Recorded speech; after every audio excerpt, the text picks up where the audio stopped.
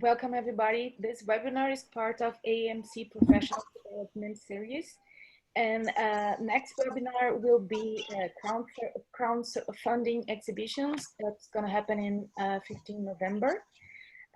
This webinar that we are hosting today is part of this series, and we'll be discussing the challenges and advantages of social media activity for curators and museum professionals in the nonprofit sector. We will dig into questions such as what are the relevant challenges in shaping and navigating our public personas, and how does one define the boundaries of public and private? Is it possible to build meaningful curatorial acts on social platforms? With us today, we have Jennifer Scanlan, Curatorial and Exhibition Director of Oklahoma Contemporary, Masha Turchinsky, Director of Hudson River Museum, and Graham C. Boettcher, the Hugh Daniel, Director of the Birmingham Museum of Art. Thank you all for participating and being today with us. Thank you for having us. I would start asking Jennifer to talk a little bit about your activity in social media and what are the challenges and the advantages you see in this use of social media by curators. Thank you, Jennifer. Well, thank you all for inviting me to talk. I moved to Oklahoma 2.5 years ago to be the Curatorial and Exhibitions Director at Oklahoma Contemporary. And that was the point that I really started using social media in a very targeted way. I have a personal Facebook account that I have, it's in a moment of transition. I kept it very personal when I was in New York, but moving to Oklahoma, the Oklahoma artist community tends to use Facebook for not only all of their artistic sort of output, letting people know what's going on, but also for all of the events that are going on in Oklahoma City. So that's been transitioning slowly, and I'm getting to the point where maybe I should make a separation between the two of them, because at this point, all of my Facebook posts are really professionally oriented. I'll occasionally do something personal about my dog or something like that. But in general, I tend to keep that account, posts that I do, I tend to keep very, very oriented towards the work I'm doing at Oklahoma Contemporary. And then what I really started to do when I got to Oklahoma was focus on my Instagram account. And I would say that Instagram, at least for me, and I'm hearing from other people, is the most popular social media used in the art world. And also other reading that I've done suggests that it's, compared to Facebook at least, still growing among a variety of demographics. So it remains a really good tool for getting your information out there to a wide audience. And as I was looking at the art scene in Oklahoma and comparing it to the art scene I'd left behind in New York, I felt on the one hand that people in Oklahoma could really use, it's a little isolated in the middle of the country, and I thought they might be able and interested in seeing some of the art that's going on in larger centers. I have a really great travel budget. I travel quite a bit. And so this gave me the opportunity to bring in new ideas, new artists, so that my followers in Oklahoma would get a chance to see them. And I also felt that there was a lot going on in Oklahoma that wasn't really reaching the coasts. There's a tendency in New York, and that's become extremely clear to me as I've been in the middle of the country, but also as I've been watching social media feeds from New York, that New Yorkers can be really New York centric and not spread out very much. Have you guys noticed that, Graham? Yeah, I bet. So part of what I'm doing is a really conscious campaign to show all of my followers that there's stuff going on outside of the coastal areas, outside of the major urban areas. There's really interesting artists out there. And it's, I'd be interested to hear from both of you, Masha and Graham, about how influenced you are by things like likes right? How many hits you get, as it were, on a particular posting. Because I know that when I post somebody who's famous and everybody loves them, I get a lot of love and I get more followers. And then when I post a very unknown person from Oklahoma, I really don't get that much attention. So it's been really an interest of that very specific goal. Another goal I have with my social media, in addition to showing artists that don't get seen a lot, is what I would call curatorial activism, which is an important part of my practice as a curator, which is really focusing on women artists and artists of color. So I'm really making a conscious effort when I go to places, the pictures I take and post, to make sure that artists that aren't necessarily part of the canon are out there, are getting exposed. I started that a year and a half ago, I guess, in March, doing an entire march of only women artists. So I don't just show artists that I happen upon that particular day. I know it's called Instagram, but at this point, all of my grams are later grams. And I spend the year sort of storing up interesting women artists, and then March really focus on posting a woman artist a day. And sometimes those are artists really well known, and sometimes they'll be artists that I found that are emerging, or artists in Oklahoma. We have a significant population of Native Americans, so I've really gotten very interested in contemporary Native American artists, so that's also very frequent in my social media feed. So that's a basic overview. I haven't really used Twitter that much, and that's another medium that I feel that I might have to divide, because at this point my Twitter is so very, very political that it's hard to get to the more art-focused things when that's what I'm looking for. That's great, Jennifer. Have you ever, I'll pose just a little bit question just to you know, push the flow. Have you ever curated anything specifically? You said you created a march, women march on Instagram, and how were the responses for that? Then yes, Masha perhaps can call that curating. It is kind of curating, isn't it? That was really popular. I get a lot of great feedback on that. So it's been, once again, artists that everybody knows are really popular, and then hopefully people are reading about artists that they haven't heard of before. I have a tendency, and I know this is the curator in me, I have a tendency to write really long captions, so they're all like labels. And I don't know if people are reading the whole label. Sometimes it's clear that people made it to the hashtags. I'm like, wow, you made it through, that's a lot of text. But I think it's important if people see somebody new and they have the desire, much like with labels on a wall, I put a lot of information out there. So I wouldn't say, yeah, that's the curating part of what I do with Instagram, certainly. That's a great strategy. Masha, perhaps you can jump in and talk a little bit about your experience with crowdsourcing through social media. Sure.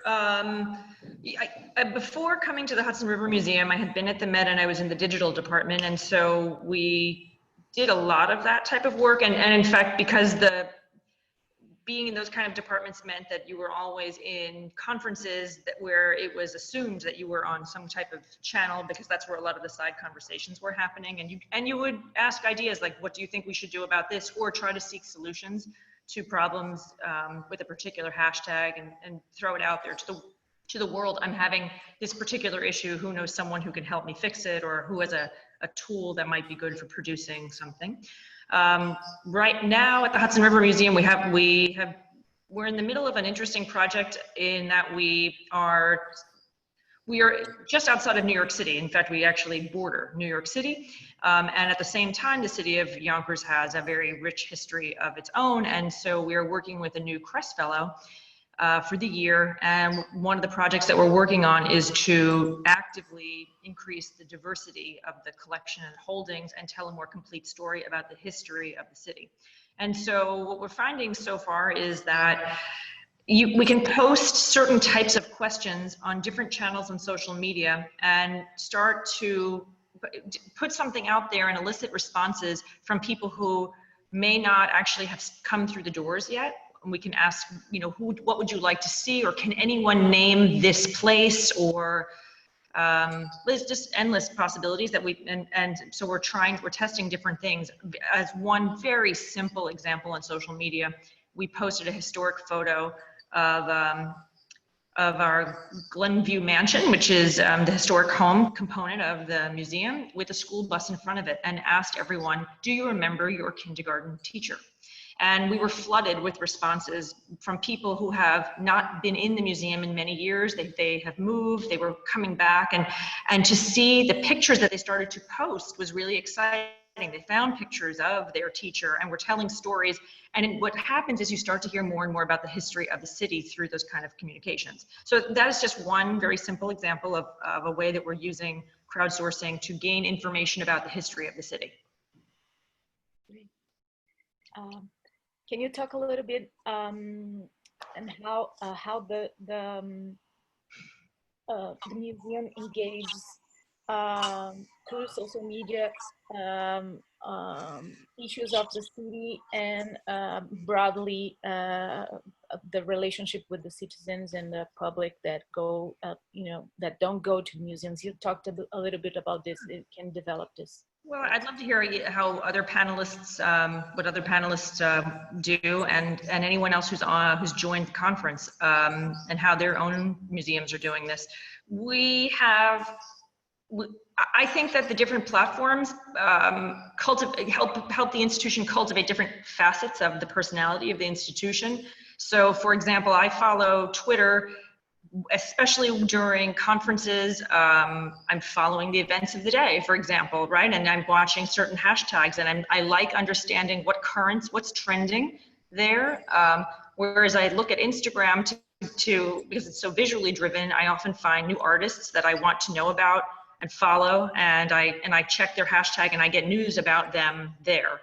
And I think not just myself, but our curators and other members of our staff share using the museum's hashtag. I actually really appreciate seeing the different personalities and viewpoints of the museum as expressed through their other social media accounts. That to me is very interesting. My registrar sees different and shares different aspects of the Hudson River Museum than maybe I would, and so does our security guard, and so do our curators. So I think the different channels allow a lot of democracy in talking about the institution. That's very different than when I started in the museum field, more than 2 decades ago, where there was one voice. It came out of the communications office, and that was it. There was one spokesperson. It was the director, and that was it. So it's very interesting to me to see how that more egalitarian expression of the museum has evolved. And you think that has an impact on audiences? There's a spontaneity that everybody in the museum is encouraged to participate and to tag the museum in I think so. Activities? I think so. I'm not saying that it's perfect either. What also comes about is I'm sure there are pictures out there that I think, oh, maybe that isn't the best representation of the institution. That happens, right? That's going to be life. But it does give you an insight of even sometimes you get wonderful insights, certainly about what your visitors think is important. I love seeing what objects keep popping up on public feeds, and they're not always what you expect. So and then it tells you something about and I look at it, and I even look at the tags and say, well, what did they say about this work that was so intriguing to them? I like to pay attention to that. And then for Facebook, what we find is, you do see different ages. We have a huge junior docent program, about 90 students, high school students, and none of them are on Facebook. I mean, we have a Facebook page, but that's not where they live. They live in the world of Instagram and stories, and there's some Snapchat and things like that. But really, if I need to find them or know what they're up to, I guess Instagram would be the place to tell them something. But for the rest of our public, we still rely on Facebook events. A lot of people tell us that they still use Facebook events to mark their calendar. So we do that. Oh, that's cool. That's cool. Different strategies for different media. Yeah, for the different channels. Yes. Thank you. Thank you, Masha. Sure. Graham, do you want to share your experiences with us? Yeah, absolutely. Well, I have the experience of having been on some social media platform for a very, very long time. Prior to Facebook, I used Friendster, which some people might remember. And then there was, of course, MySpace as well, which is still popular in some parts of the world, though has fallen out of favor in the United States. And then I was a very, very early user of Facebook. I think everyone knows that it started at Harvard, went live in early 2004, and then a couple months later was opened up to Stanford, Columbia, and Yale. And I happened to be at Yale at the time, and in order to get on Facebook, you had to have an undergraduate IP address. And even though I was in graduate school at the time, I was living in the undergraduate dorms as a fellow, and so was able to get on Facebook very, very early on, and have been using it ever since. I would say that in the years that followed, it's been my primary social media platform. I did eventually hit the maximum number of friends because I have been on it so long. When you hit 5,000 friends, they ask you to become a public figure. So I actually have 2 pages on Facebook, my primary page and then a public figure page. And then though I found that increasingly I turn toward Instagram. I think Instagram is ideally suited to professionals in the visual arts. It feels like sometimes that you can curate an experience in real time through images. So it's a very natural platform for curators to use. The other nice thing about Instagram is that whatever you put on Instagram with the slide of a button, you can also post it to your Facebook feed and kill 2 birds with 1 stone. One of the things that I've had to be careful about, and I think some of you know, I've been in one place for a very long time. I've been in Birmingham for 12 years. I came as a postdoctoral fellow, and 12 years later became director and have been, curator of American art, chief curator, and deputy director in between. I look back at some of my early Facebook posts when I first arrived, and I'll just be honest to say that I had a lot more freedom as a postdoctoral fellow as opposed to now being director. And as director, we're a municipal museum, so I'm a city department head. And with that comes a whole different set of responsibilities as to how I can express myself openly. So you will not find partisan political comments on my Facebook page. It's not that I don't have strong convictions, trust me, but being in Birmingham, Alabama, and for those of you not familiar with Birmingham, we are a blue dot in a red state. So the city of Birmingham proper is strongly Democratic, but the minute you leave the city limits, you get into red territory pretty quickly, and our major donors are split. And so my job is to raise money for the benefit of all of the citizens of the Birmingham area and to keep this museum moving forward. It's not to use my role as director and my social media platforms to make divisive statements. It's hard because sometimes I find myself well, I can't really say biting my tongue, binding my fingers maybe would be a more appropriate term. But I primarily use social media nowadays to promote the museum and our programs. And this is something when I arrived 12 years ago, we did not have a full-time social media manager at the museum. We have now for several years. And so I sort of took it upon myself to start promoting the museum on my Facebook page. And we could see that whenever I posted something from the museum, our web traffic would go up on our website. And so we started taking it a lot more seriously and have really taken seriously the idea of using social media as one of the primary ways that we reach our audience. That said, even though I I use my own social media platforms to promote the museum. I think it's for those of us in institutions where we do have a social media manager, I think it's really important to coordinate with your social media manager, because you don't want to scoop your own museum and post something first that the institution intended to hold back and post in a very, with that very advantageous timing. That's one thing that has happened in the past, and we try to guard against. And also, if you post the museum's post, if you repost the museum's post, that'll drive the traffic to the right direction toward the museum's own home site. So that's important. And the other thing I'll say is that it is, even though I draw some boundaries about what I express, politically online, I try to not have my postings be divisive in any way. That is not to say that you should completely scrub your personality from your posts. Quite the contrary. The posts that get the most hits are the ones where you're revealing something about who you are as a person and what your likes and dislikes are. If there's a little humor involved, so much the better.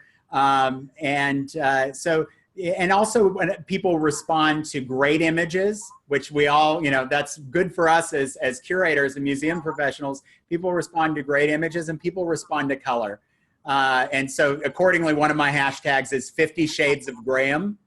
And once in a while, I'll post about something personal, like my extensive sock collection, which includes every color of the rainbow.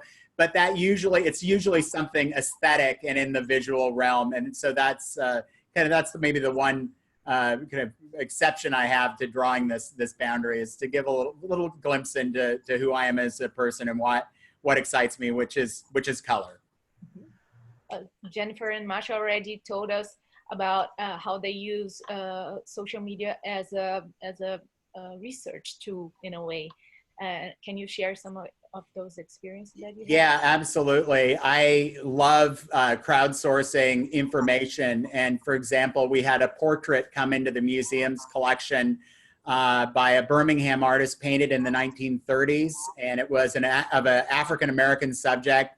The title that was given was simply Yard Man, and it was the artist's gardener. And but we discovered through a little bit of research that the man's first name was Reuben, and a very specific spelling of that name. And so we posted on Facebook. I posted on my own Facebook account, can you help us identify this man? Because that's not so long ago that he wouldn't still have family here in Birmingham that could help tell us more about him. And I got a wonderful response about that, and even some information about that his daughter is now living in Florida. And, so that we've had some real success stories. Or recently we had an exhibition of etchings of Birmingham buildings from the 1930s by the artist Richard Coe, curated by Kate Crawford, our curator of American art. And there were some structures and places that we simply couldn't identify. And, using social media and crowdsourcing information was really, really valuable. And people enjoy that because they get to participate. It's like, throwing back the curtain or the veil on the process a bit. And it's fun for all parties. But we've had success with that as well. And our chief curator will put out pictures sometimes to see if someone can help identify an individual. We have a lot of amateur historical groups, and nothing delights them more than coming together to help the museum possibly name this building, what this particular shop used to be something else. What was it? And then you get a whole flurry of responses that they really enjoy. And I think they've come to expect that our curator sends these out, and they always respond. So that's been really interesting. This is not about myself, but I like that one of my curators, our chief curator, Laura Vukols, is a poet. She's a published poet. She's a spoken word artist, and she will often take an image and then she will merge it with her own interpretation of something using her own poetry. And we tend to get very interesting responses from the public when she does that. How do you store this information? Sorry, Graham. How do you store this information when you get from social media? How is it incorporated in the files, in the labels of the objects that you have in the museum? Well, in our case, we use our hundreds and hundreds of research assistants. No, so our I wish, but our curatorial department will note it. It ends up being flagged and put into TMS in a particular note category. I do feel very strongly that digitization of collections matter. I think that we've all seen the importance just recently with the situation in Brazil, how tragic that is when collections are not digitized. So we try to move that over and flag it until, and research, and it goes into, officially goes into perhaps a label or an entry when the information is confirmed. But until then, it lives in a source where it's in the notes section until we can verify it. Jennifer, do you want to share something about this with us? Well, we haven't been as successful with crowdsourcing. I don't think our reach is probably as much at this point as Graham's and Masha's institutions. I would say where I've been successful is Facebook discussions. So there's a Facebook group for Oklahoma artists, and I will throw questions out to Oklahoma artists to see what they think about something or to ask. I think recently I was invited to talk on a panel about feminism and the arts, and I threw the question out to Oklahoma artists, about what they felt, because I didn't see it a lot, frankly, in the work that I was seeing in galleries. And it turned into a really interesting discussion about different definitions of feminism, about whether people felt comfortable. The one takeaway was that people didn't necessarily feel comfortable with feminist art within the different galleries. They didn't think they'd be able to sell it, or they didn't think they'd have an opportunity to show it. And I don't know if this is a result, and it might have been a little bit from that. There have been 2 or 3 small exhibitions independently organized since then of feminist art, including one that's up right now. So I like to think, and maybe I'm deluding myself, but I do like to think that the artists see that discussion and are inspired to push themselves forward, or inspired to create or organize these exhibitions. So that's been helpful. I have founded an organization with other arts professionals in Oklahoma called the Oklahoma Public Art Network, because public art is something that we've really been pushing towards. We have a 1% for Art program, and it's an opportunity for artists to make money, but very few of them kind of know where to start with this kind of artwork. So we've really been trying to promote that discussion as well. So I'd say the conversations I've had have been largely with our artistic community, and which is to a large extent our audience, and there's an important community that we want to engage. We already spoke about best practices and some tips that we can give to our attendees in this webinar, but I would like to ask you if you could share with us some tricky experiences that might also serve as examples of what not to do on social media. Well, I guess I'll kick that off. I think one important pitfall to avoid is fatiguing your audience. Don't post every 10 seconds. You'll lose people along the way. Be very judicious. I typically limit myself to 1 post a day now. When I look back at when I first got on Facebook, I think I was literally one of those people that posted what they ate for breakfast. Unless it's a particularly unusual breakfast and you've got a gorgeous picture of it, once in a while I might post an heirloom tomato or 2. But people don't really care about that quite as much. So be judicious about what you post so that you don't wear out your audience and lose friends. Also, I think as much as you need to police what you post, be self-policing about what you post so that it's not too divisive and that you're costing your institution supporters. Because in terms of the people that I've accepted as friends, I have not only, you know, I have artists and the general public, people that I know and have met. I tend not to accept total strangers, but I have trustees, major donors, heads of corporations that are corporate partners. So I have to be particularly politic about what I express, but you also have to police your own wall. Fights can break out on the wall. People can post things that are offensive and divisive in the comment section on what you initially post, and I've had to delete and block people because of this. Not many, but a few, because their rhetoric crossed the line. In one case, it was someone, you know, making very blatantly racist comments about President Obama, and I just thought, no, this has no place on my wall. That's like, you know, that's like,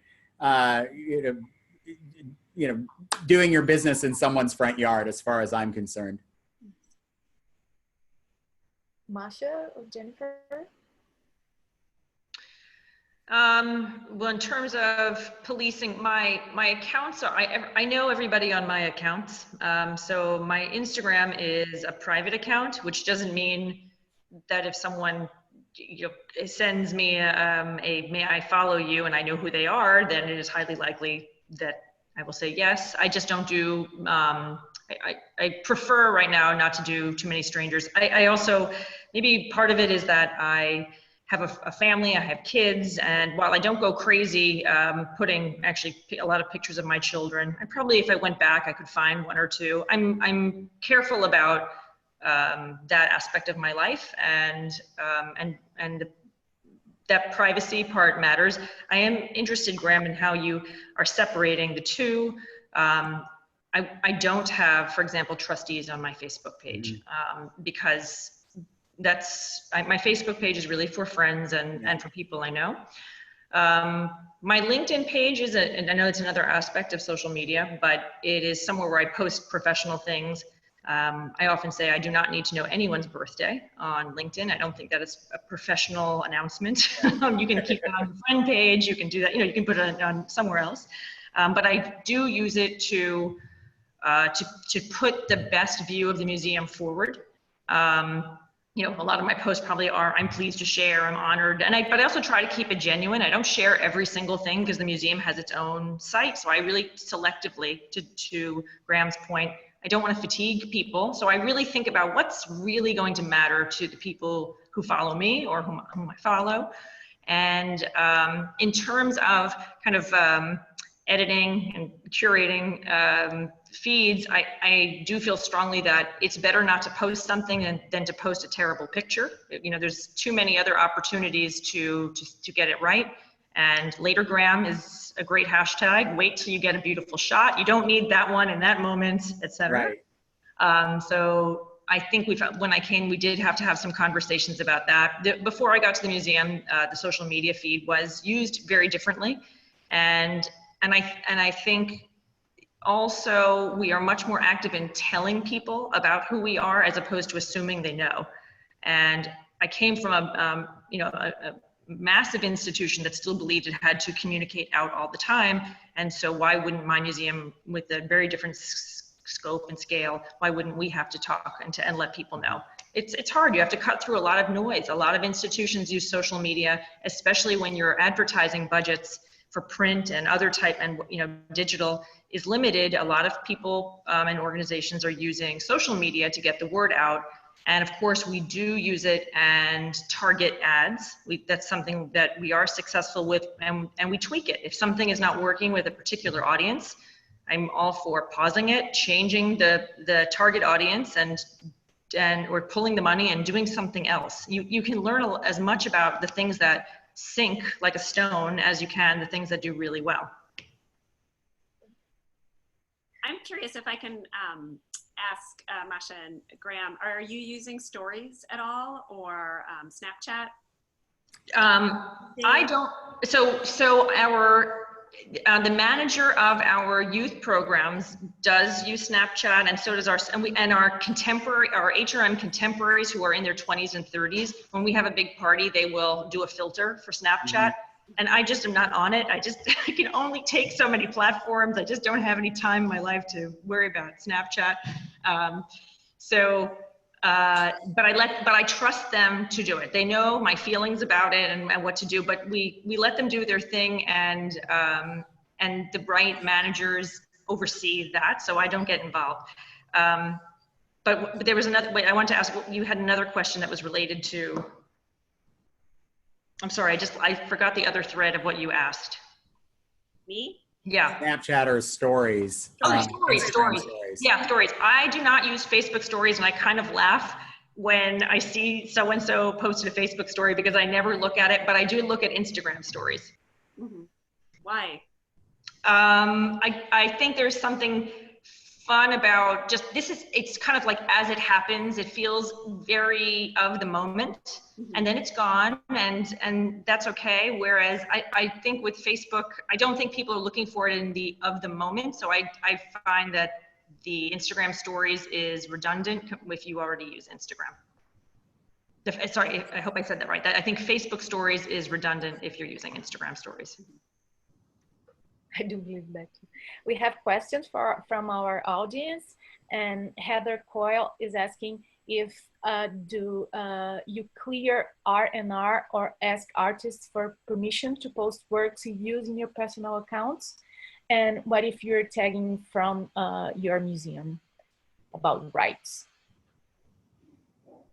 So I always ask artists if I am doing a studio visit, if they feel comfortable me posting their, because you don't know if the work is ready. And I have had more than one artist say, nope, I'd rather you didn't post that. That's my, that's something I want to have control of.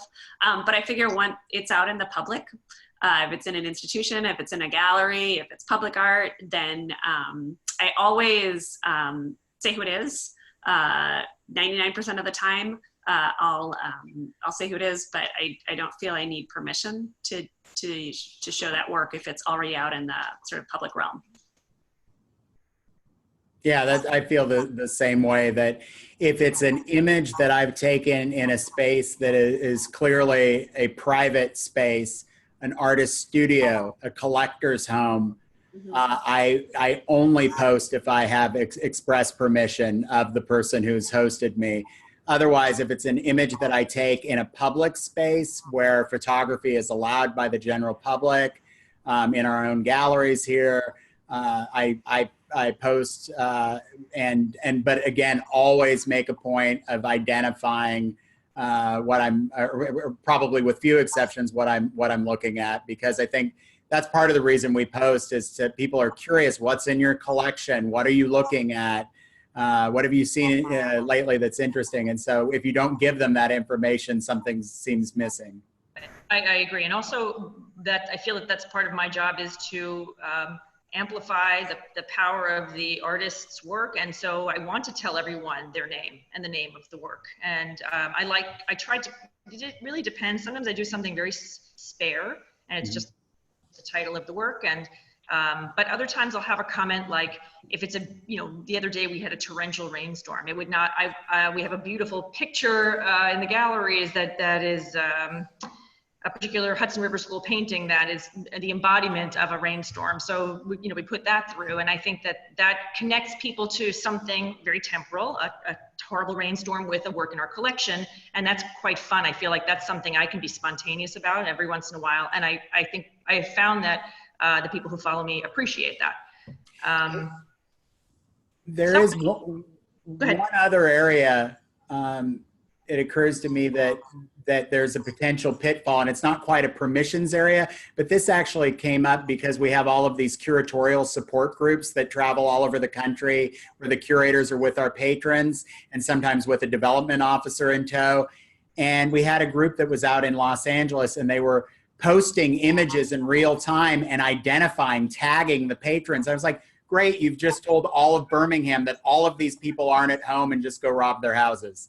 Yeah. We had to put an end to that. I'm sorry I think I interrupted you, Masha, but that just occurred to me that's one other kind of thing that no one really thinks about until you kind of think about it and you're like, oh dear, what have we just done? Right. That's a really good point. And not all of your funders want to be on social media. Right. And if you'll notice, a lot of, some of them do not have social media accounts. I try to be conscious of that some people, that's not where they want their lives. I have family members who are intentionally not on social media. And so I do not post pictures of them, even though they're very dear to me, but because that's not what they want. So I don't include them in those kind of photos. One of the things is, I guess I have a question for my fellow panelists and anyone out there in terms of things like Facebook Live and how you use those and have you found them beneficial? And that I can see that's one of the questions from our audience as well.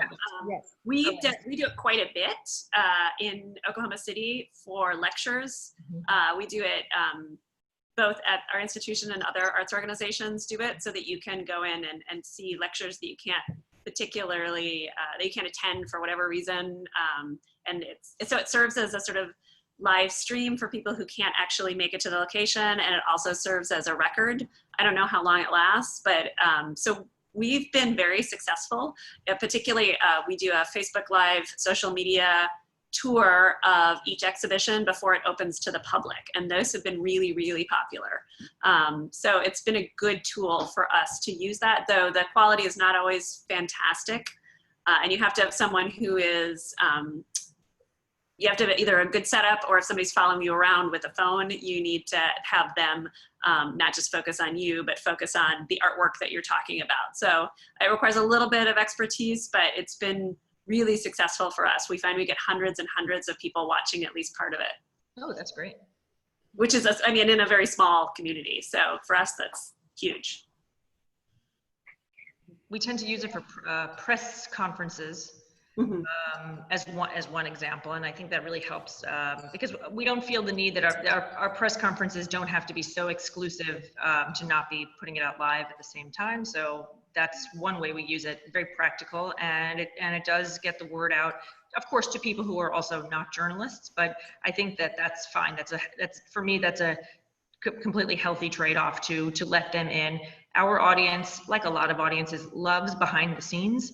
So right now we're in the midst of, for example, of installing a Maya Lin solo exhibition, and we're posting her work and her team's work as it goes along, and we're finding people are very interested in that. And there used to be a time, I think, when people thought that if you revealed some of those details without giving the whole thing away, but just those little sneak peeks, that it would quell people's interest in coming, but we found it's the exact opposite. It's the same as when you post an exhibition page on a website. People used to believe, communications offices used to believe that if you put up all the images that no one would find a reason to come, and then they found it was the exact opposite. The more pictures you post, the more traffic the exhibition tends to see. Okay.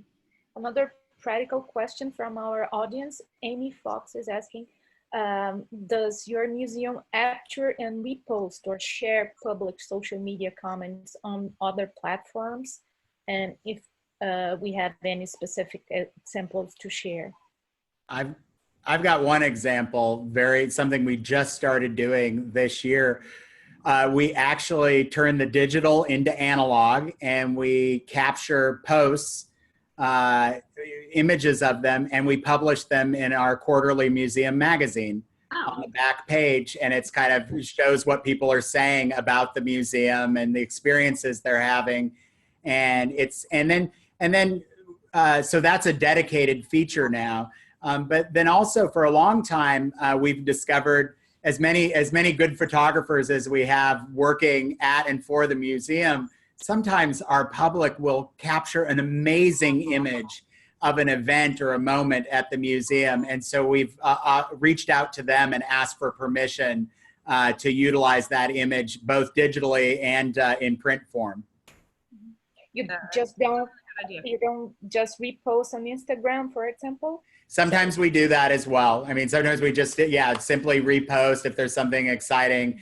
But I thought it was almost a little counterintuitive to take something that's digital and put it back into, printed form. But people really like that, actually, especially some of our patrons that maybe aren't spending a lot of time on social media but are curious about it. It gives them a little glimpse into that world.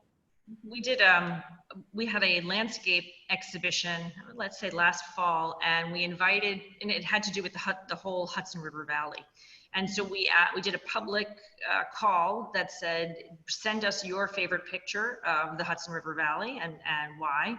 And then we did a juried competition, and the 4 finalists were blown up and displayed in the museum. And it was really great because people came, they came and took pictures next to their work. They brought their families. And then at the end, we gave them the professionally framed photo to take home with their label. So that was really nice. And it also, it just livened up our entranceway, our lobby, so that everybody could see it. And it made conversations happen that I think wouldn't have happened in the same way if those pictures weren't there. So we will do that again. That's really cool.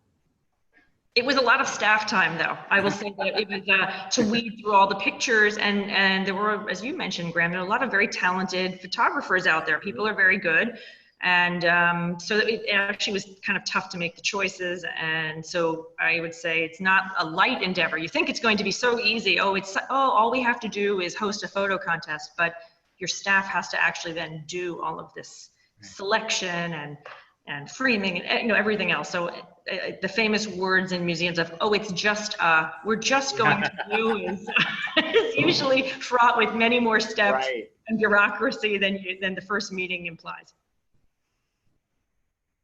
Jennifer? Yeah, I don't have anything to share. I don't think that's something that we've done. It's really interesting to hear both of you talk, because I think our museum's at a very different stage. We're about to grow, so I'm just taking notes to see about what we should be focusing on as a sort of institution. And frankly, Instagram, we're not using it. Reposting is really tough on Instagram. So it tends not to, we tend not to use that very much.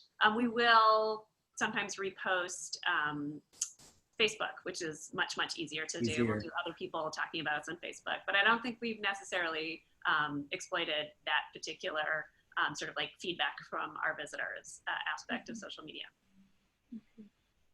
Well, Melissa is asking me to share some of my experiences. So I have a personal account on Instagram and Facebook. Instagram I tend to use more professionally, but I also post personal stuff there that are not openly personal, but has to do with my life and my ideas and how I experience my profession. And on Facebook, I tend to be very political, and also it's a tool where I share things with my students, and not only within the museum community, but with my research persona. So that's how I've been using both social media platforms. I don't use other. And but our museum, Pinacoteca, is now working a lot with Instagram and Facebook, and we have been having very good experiences promoting especially events on Facebook. As you mentioned, that people like to follow Facebook to see what is happening, and in terms of seminars or talks or gatherings that the museum is promoting. So Facebook is very helpful calling people, especially when we don't have another source of funding for promoting the activities we do. So it's a way of, organizing and having them in just one place, so we can invite people very quickly and promote what the activities we are doing. And on Instagram, we tend to promote the exhibitions, but also try to give a little bit background of our activities in the museum. So we use a lot of takeout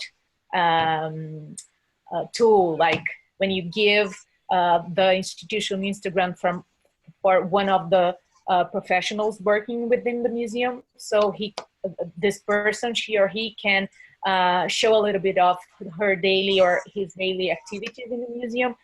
So we've been doing that with conservators, with people working on assembling, people working on cataloging, people registers, or our directors. And so it's been fun so people like it very much, so they can have different perspectives from the museum. And we also invite some people, like people who are very active in social media, in Instagram, like people, actresses, or musicians, or you know, people working in the cultural field, or that have a very strong public persona. So we invite them to do a takeout, and this has been quite useful to have new audiences in the museum. So are you, Fernanda, are you saying like what I would think is a takeover, where they get to take over your account? Yeah, sorry, take over, yes. Sorry. English is not my first language. Yeah. So do you find that there's significant differences with the way people use social media in Brazil as opposed to the United States? Do you have a sense of that at all? I think it varies the same way. The boundary between public and private might be more fluid in Brazil, but I think we have the same concerns and the same challenges as the US. What I think is since we lack resources for doing research, and we work in very different conditions, as you mentioned, Masha. We don't have our museums, our collections digitalized. We still lack many information about every object that is in museums. So, you know, cutting through these difficulties through social media has been very, very helpful. Mm-hmm. For us. Well, I found that very interesting that Brazil even put the call out to people who had taken photos and shared photos of the collection, and asked them, would they come together, would they send images of the collection, so that at least there could be a virtual collection to bring back, well, you can't bring it back physically, but to at least create a record. It underscores how important digitization is, but it's also an interesting reminder to really carefully consider what people can and cannot take pictures of in your museum, right? And where do you encourage it, and also, do you allow people, like, do you really let it out there with a sign that says photography encouraged, or, you know, and no flash? Anyway, I found that case of the museum in Brazil, the National Museum, is one, heartbreaking, but secondly, it really underscores how the public and the public view through that lens can be an amazing archive for the institution. Yes. Yeah, unfortunately, it has shown us that the whole politics around images in Brazilian museums, I'm not speaking about Pinacoteca because we allowed photos and we encourage photos, but in a lot of museums and archives, photos are forbidden. You have to pass a bureaucracy that is incredible. So just to have, a record of some object, and that has shown us that this has to be changed now. This is something that we have to address. And I think it's something that international community has to ask Brazil to do it. And I think it's a really important moment for doing that. What else? We still have 20 minutes for our conversation, and we have a question from Rebecca McNamara, and she's asking, what role does social media play in finding artists you're interested in working with or exhibiting, and how do you use social media to form relationships with artists who you haven't yet met in person? Do you use that? I do. I know you were saying, Jennifer, you seem to do that as well, right? I'll let you take it first because I just answered, and I have a thought, but it sounds like you had an interesting response with your work. in terms of social media, I would, it's definitely good to find local artists for Facebook, once again. We have an annual exhibition of sort of the 25 artists working in Oklahoma, where so that's been useful for me, both Facebook, and then I'm slowly going to Instagram to see that. And I have, to a certain degree, used social media to form relationships with artists that I haven't met in person, particularly Instagram, so that, and occasionally we'll have small conversations. So it has been a tool for me to connect with artists, and it has been a tool, it's often a tool for me, since I'm doing so much traveling, to see what's exciting and going on. I think, Masha, you were saying following trends. So to see whose shows are up, and if I'm going to a particular city, or if I want to plan on going to a particular city, what exhibitions I want to be seeing. Teeny little bit of FOMO, right? Because you get to see what exciting exhibitions are going on, or artists are, you know, sort of displaying amazing pieces in other cities that you might not get to. But it is really interesting to kind of see what the trends are in the art world. At the same time, and I'd be interested in hearing your responses. One concern for me is that Instagram in particular really favors a certain kind of art. I find that the pictures I post, you're mentioning, Graham, they really, colorful pictures are really great for Instagram, whereas there's other kinds of art that don't really photograph well and are not Instagram friendly. And so that is something I've been thinking about. Am I making sure that I'm not just getting excited about works that either, are connected to a zeitgeist, so everybody's posting them, or are just not really Instagram friendly? It's kind of, I equate it to, in a lot of ways, how, especially, I love bookstores, and I will still go and look for books, and the cover really does matter. It's the same as, a vinyl, and the cover art of an LP always mattered as well. And you can get lured over to something by virtue of how it looks, which is supposed, is right. Can't capture everything, but book jacket design is really important, and so. And influential. So I could see that struggle of not everything is Instagram perfect or ready in the same way. Yeah. Regarding living artists, because my curatorial field, I guess I could call myself the undertaker. I was dealing mostly with dead artists, so pull out my Ouija board if I wanted to speak to any of them. I didn't have a lot of living artists as friends on Facebook prior to becoming director, or even, well, really prior to becoming chief curator.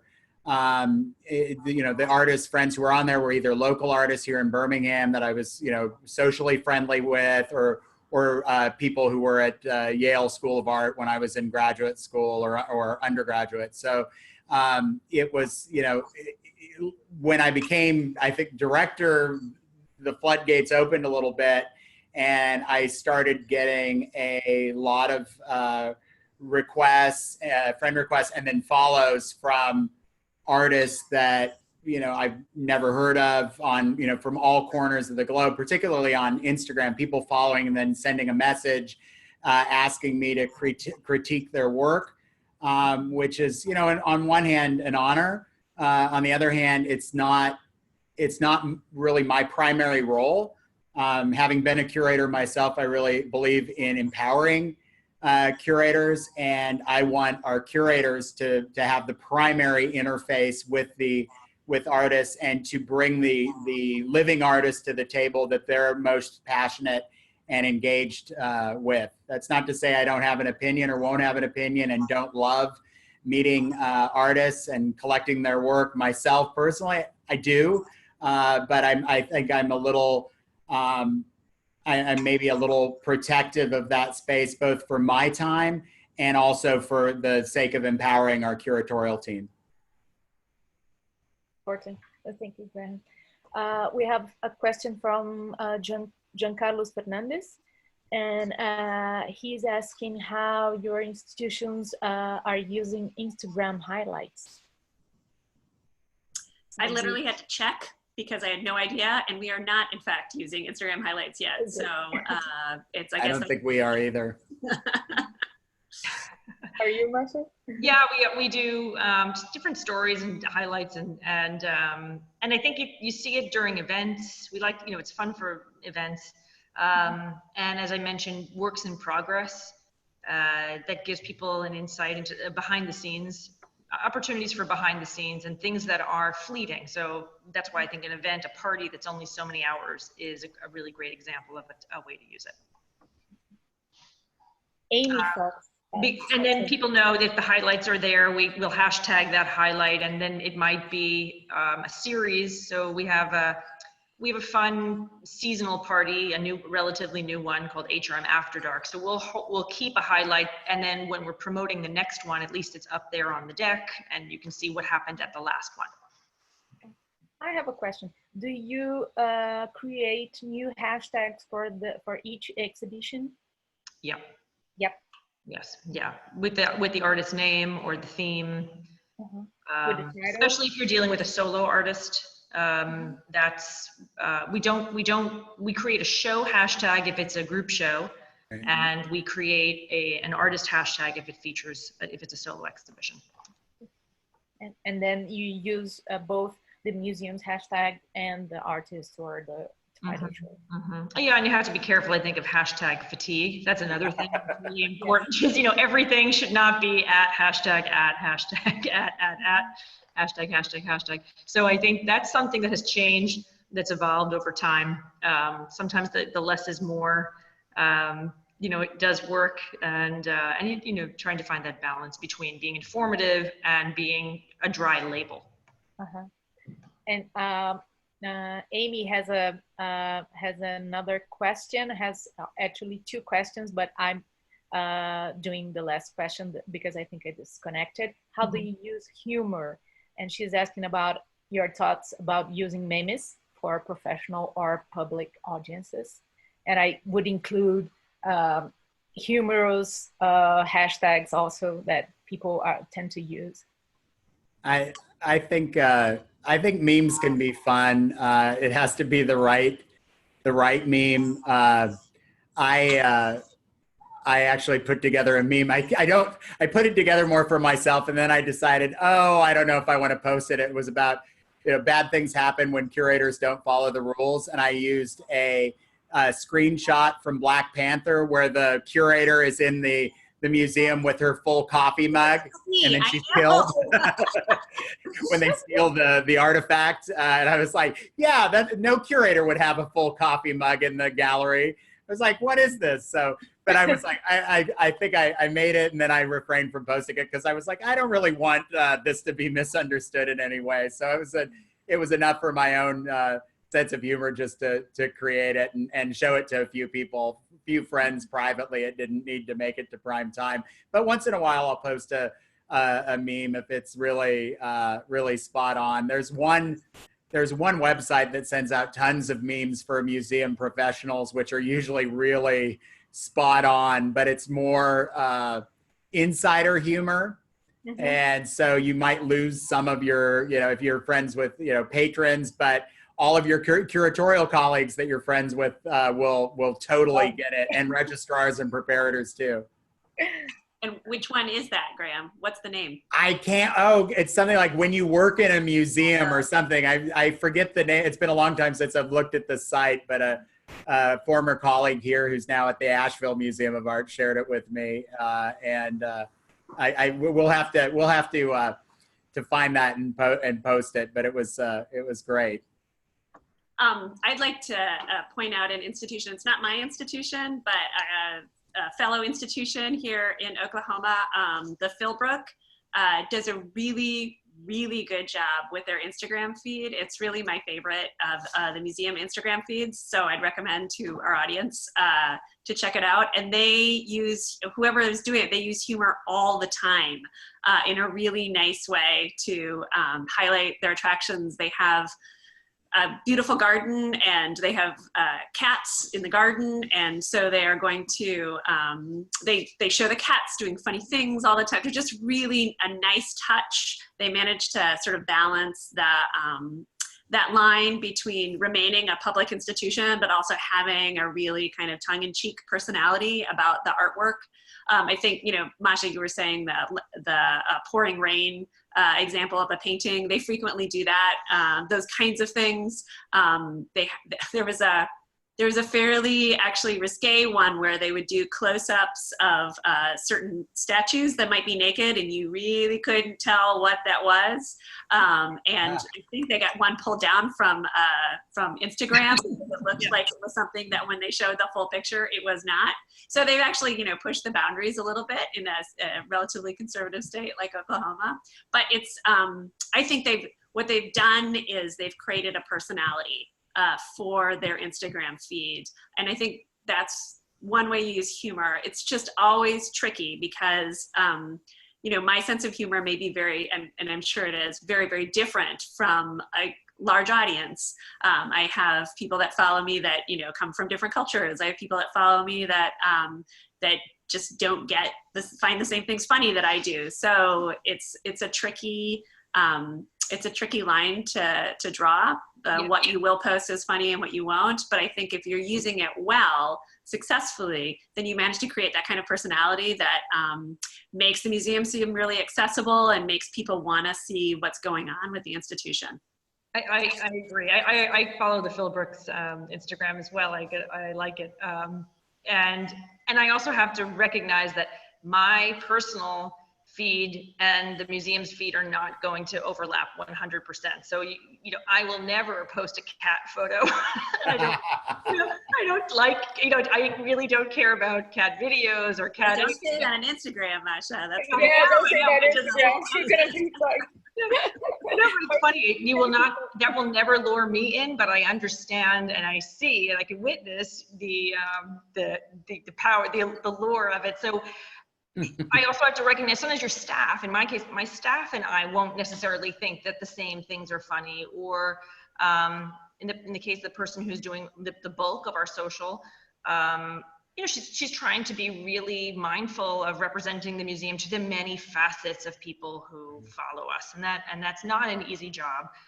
Trying to be informative and friendly and inviting to a lot of different kinds of people. So usually with your friend group, you kind of at least know who's on there. If you're curious, you've got your own list of people who follow you, you know more or less, and they know you. But with a museum, you don't necessarily know. I mean, you can have all kinds of different people following you. And so that's always tricky. Not that it's not interesting and fun, it's just, it's not the same as curating your own pages. So we'll remember not to tag you on any cat. No cat videos. Dogs, fine. Dogs, fine? Okay. We have another question from Amy Fox. If you use any tools for scheduling or reposting on your platforms or tracking in any way? I'm not sure if I got the question, like if we use repost or regram or something like this. Our social media manager keeps a really extensive schedule about what we're posting on any given day on any of our platforms, whether it's Facebook, Instagram, Snapchat. We don't tweet a lot, so it's really those are the three primary platforms. But timing is everything. And the one thing I will mention that hasn't really come up, sometimes when there's a major world event or something trending on the tip of everyone's tongue, like Black Lives Matter, Me Too movement, there are people in the community that are expecting the museum to engage on some level. And you have to be very careful what image you select and the wording and the phrasing. So it's a big challenge because on the one hand, you've got to be, you have to be quick on the draw, or otherwise it 3 days later, it might not have the same impact. On the other hand, you have to, at the same time you're being quick, you have to be extremely thoughtful. I mean, this is true of too, of like if a famous figure passes. I'll give you one concrete example. The author Harper Lee, one of the most famous authors in the country, and certainly Alabama's most famous author, when she passed away, we wanted to do something to mark her life. Well, we didn't have a photo of Harper Lee in our collection. We did have a portrait of her very close friend and sometime fellow Alabamian. He wasn't born here, but he lived here a long time, Truman Capote. And so we used that as our platform to, with text about Harper Lee. Oh, it was an Irving Penn photo of Truman Capote. That blew up because some people are like, oh, you're posting a photo of a man to, speak to this incredible woman author's career, and totally not our intention. We're like, wow, these are contemporaries who were friends and collaborators. And yeah, if we had an image of Harper Lee, we would have used it. We probably would have been better off using a photo of an Alabama landscape and just, say, rest in peace, Harper Lee and her dates. And that would have been sufficient. So we learn lessons as we go about things like that. Is there a social media policy at your institutions? Yeah, we have a pretty strict policy that, if any employee on their own social media platform is doing anything that would cast the museum in a negative light, we have the right to ask them for it to be taken down. If they refuse, that would be actionable. We've only had to remind people of this a few times. We are a department of the city, and one time we had a employee that went on a kind of anti-city rant on his own page, but he was friends with a few of our patrons, and they saw it and they called it to our director at the time's attention. And, we had to ask for that to be changed. So it's very rare that we have to kind of enforce it, but I'm glad we have it in place for when we do. Mm-hmm. We had a very sad experience recently. We'll have elections next in 2 weeks in Brazil, and it's being very divided and polarized. And one of our former professionals or curators posted something, kind of a comment in the moment, and was not very correct, and we got lots of complaints. And even like people threatening the museum because of that. So it's kind of something that we have to be tracking and paying attention, and asking people to protect the institution.